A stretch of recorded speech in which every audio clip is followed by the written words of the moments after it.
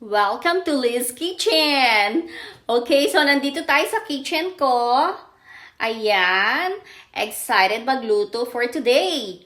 Ang ating lulutuin, sinigang. Baby back ribs na sinigang. Pero before mag-start tayo magluto, ipapakita ko po sa inyo ang mga ingredients at kung magkano ang ating na-spent for the ingredients, okay? Para at least ma-compare ninyo ang how much is one meal dito at diyan sa Pilipinas. Hindi ba? Minsan may comparison tayong ganun eh, okay?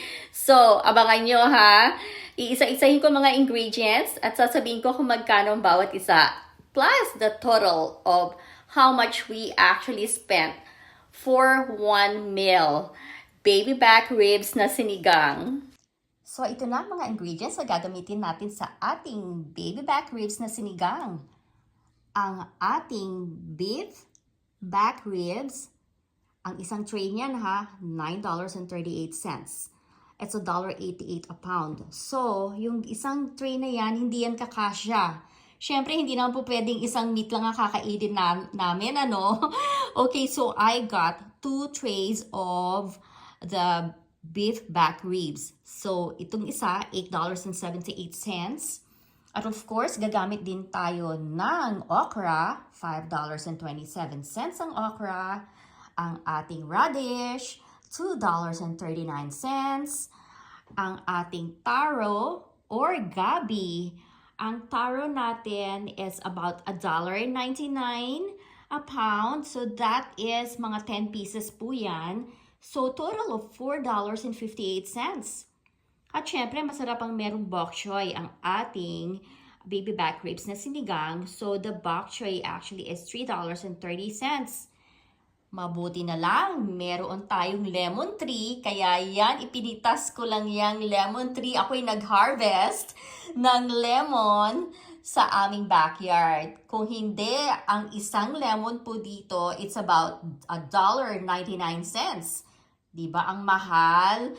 Okay, kasi ang aking sinigang po ay gagamitan natin ng lemon. Hindi po ako gumagamit ng any other powder para po sa sinigang. Kasi po, MSG, alam na ninyo. So, I want a more healthier version of the sinigang. Kaya, freshly pick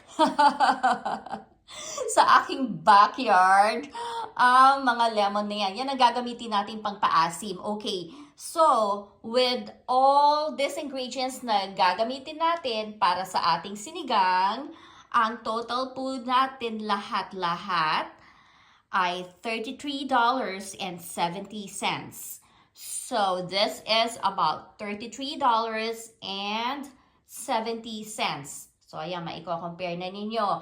And this meal will actually last until the next day. Okay? Kasi ako naman, mahina lang naman din ako kumain. Siyempre, puro vegetable ang kakainin ko, no? So, ayan. At mamaya, gagawin na natin ang ating sinigang. Okay, lutuin na natin ang ating sinigang. Maglalagay muna tayo, of course, ng oil. Ang ginagamit ko po, olive oil. So, ayan parati sa pagluluto, olive oil parati ang aking ginagamit. Isosaute muna natin ang ating onion, tomatoes, at garlic. Medyo mainit na yata ang ating pan. So, ayan ang garlic natin. Alam nyo alam ko po ang iba-iba ang style ng pagluluto ng sinigang. Yung iba, alam ko, pinagsasama-sama na po yung mga onion, tomatoes, and garlic. Tapos, isinasama na rin nila ang meat. Pero po sa akin, ang pagluluto ko po ng sinigang, sinosaute ko po muna ang garlic, onion, and tomatoes. Ganyan po. So, medyo ipapa-brown lang po natin ang ating garlic. Siyempre, yung parang pagka lumabas yung aroma, yun. Ibig sabihin, ready na siya. Ipapa-brown lang muna natin siya. So, brown na ang ating garlic. Ayan. At isusunod po natin ngayon ang ating onion. Siguro magtataka kayo, napakaraming onion, ano? Kasi po, marami po tayong meat. So, syempre, mas masarap kung maraming onion, di ba? We'll just let the onion sit for a few minutes hanggang medyo yung kung syempre, di ba, pagka lutong-luto po ang onion, mas maganda po kasi the sweetness po ng onion medyo lalabas po. So, hintayin lang po natin maluto ang ating onion. Ayan, luto na ang onion natin. Isusunod natin ngayon ang ating tomatoes. Alam nyo ba, ang tomatoes, pagka ako po'y nagluluto, inaalisan ko na po siya ng seeds. Inaalis ko po yung seeds kasi po, mas gusto ko po yung ganito, hindi kasama yung buto ng tomatoes. So, ayan, hintayin nating maluto. Let's wait for a few minutes hanggang medyo maluto po ang ating tomatoes. Yan, hintayin nating maluto ang tomatoes natin. Okay, so at this point, ilalagay na natin ang ating baby back ribs. Ilalagay na natin lahat ng ating mga baby back ribs. Nahugasan ko na rin po ito. Siyempre, pagka mga meat galing sa market, kailangan pa rin nating hugasan, ano? Para sigurado tayo na ano yung mga hindi na galing sa market. Siyempre, mawawala. So, hahaluin po natin ito. Inimix po natin ang ating sinaute na garlic, onion, and tomatoes sa ating meat. Okay. Haluin lang po.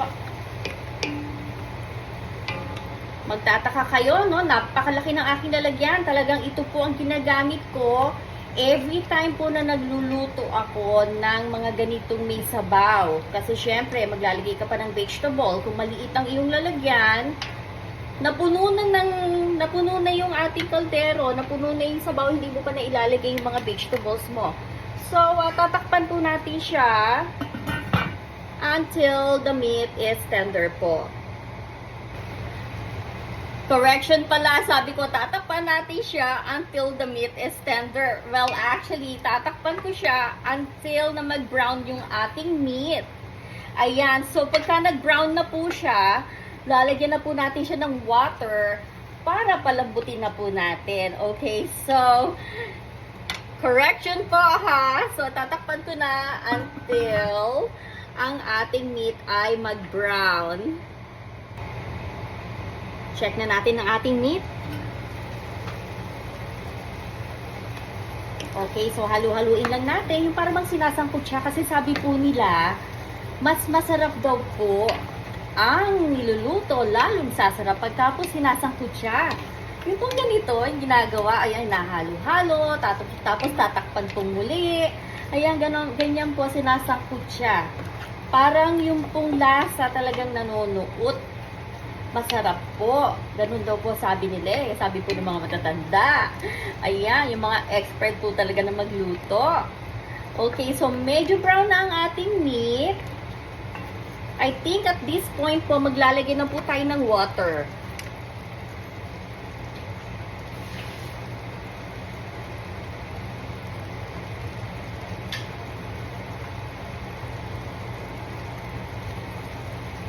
Lalagyan na po natin ng water ang ating meat para po ma-continue natin ang ating pagluluto at palalambutin na po natin. At this point po, after this, tatakpan po natin siya until maging tender po ang ating meat. Okay. So, medyo haluin ko lang po ng konti.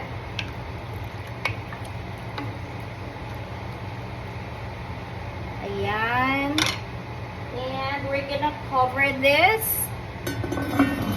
until the meat is tender. I-check na natin ang ating meat. I'm sure tender na to.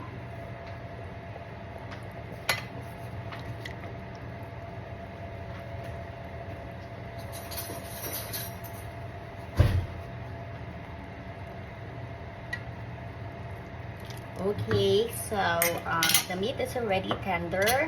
Ilalagay na po natin ang ating taro para lumambot po ang mga taro. Ilalagay na po natin. And isabay na rin po natin ang ating radish. Ayan ang ating radish.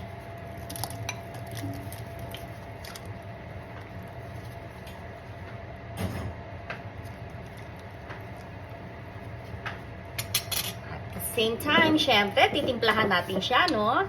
Lalagyan po natin siya ng sea salt.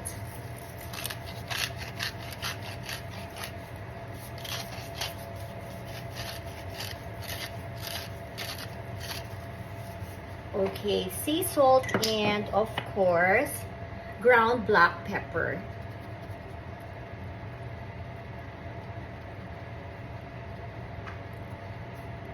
At huwag nating kalimutan ang ating pangpaasim. Ang ating lemon. So, lemon po ang ginagamit ko parati pagka nagluluto po ako ng sinigang. Ito po ang nagpapaasim sa sinigang natin, ang lemon. Hindi po ako gumagamit ng mga powder na pangpaasim kasi po, syempre, alam naman ninyo, MSG, hindi rin po maganda sa ating health yung MSG. Okay, so at this point, I'm going to cover it at hanggang maluto po ang ating gabi at ang ating radish. Ilalagay na po natin ang ating okra.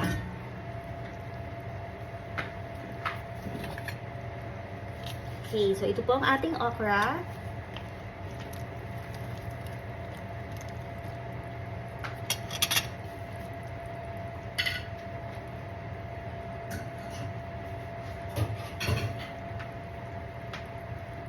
And we're gonna cover this for a few minutes hanggang lumambot po ang okra. Okay, so I'm sure yung ating okra, ano na yan, luto na, no? Titignan natin ngayon. I'm going to turn off the heat at ilalagay po natin ang ating bok choy. Ayan, habang kumukulo pa po siya, bakit po I turn off the heat? Kasi po para hindi masyadong maluto ang ating bok choy. Okay, so ganyan po ang aking ginagawa para ang vegetable natin ng ating bok choy ay fresh pa rin. Hindi siya masyadong nalalabog, hindi masyadong luto. Okay, so kasi syempre mainit pa yung pinaka-soup ng ating sinigang. So I just need to push down all the bok choy sa ating soup. Dahil kakukulo lang po nito at napakainit ng soup niya. So, maluluto na po yung bok choy dyan. Yan. Ganyan lang po. So, ayan na po ang ating sinigang. I will do the taste test po ha in a little while. Okay. So, taste test na po tayo. Ito na po yung sinigang na niluto ko. Tikman po natin ang sinigang broth. Okay. Kung talagang lumasa yung lemon na inilagay ko.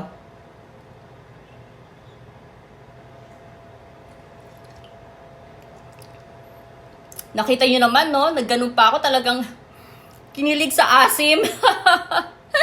Alam nyo, talagang masarap ang lemon sa sinigang. Ever since po, talagang hindi ako gumagamit ng mga sinigang powder. Kasi, i-try nyo gamitin ng lemon. Mas masarap po sa mga sinigang powder. Talagang napaka-asim. Okay, let's try po yung bok choy. Makikita naman ninyo, ang ating bok choy ay talagang, tignan nyo, mukhang crispy siya. At hindi siya talaga overcooked. Kasi nga po, ang ginagawa ko, I turn off the heat. Tapos, at saka ko po nilalagay yung bok choy. Kasi madaling maluto ang bok choy.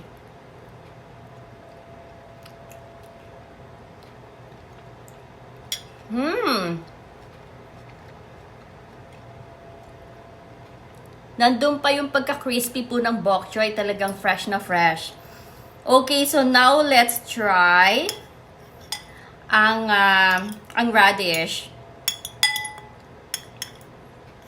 Try po natin ang radish. So, ayan po.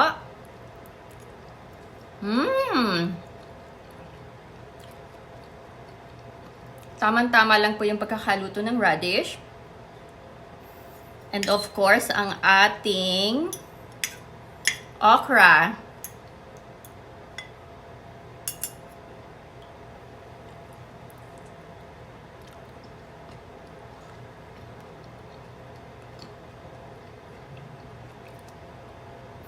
It's really perfect. Ito ang tinatawag ka na talagang cook to perfection po talaga. And ang ating taro. Alam ko, marami po sa atin ang paborito ang taro. Yung iba nga po ang ginagawa. Minamash po nila yan ha. Tapos isinasama po nila yan sa pinaka-broth ng sinigang. Ang sarap po nung ganon. So, ayan po ang ating taro.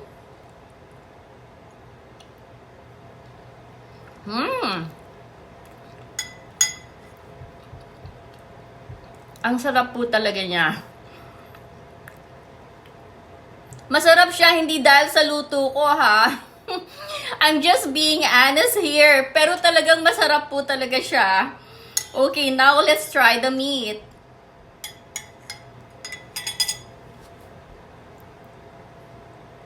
Ayan po.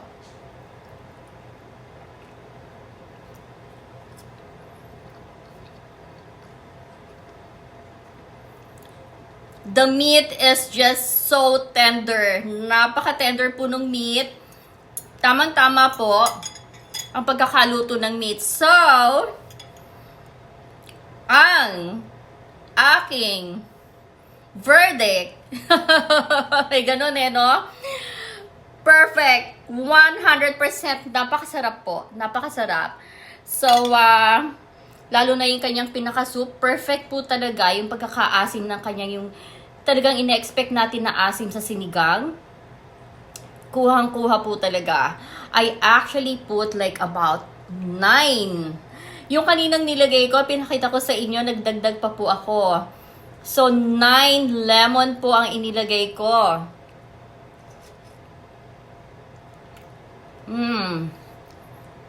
It's really good. It's really perfect po. Okay, so, marami pong salamat sa panonood ninyo.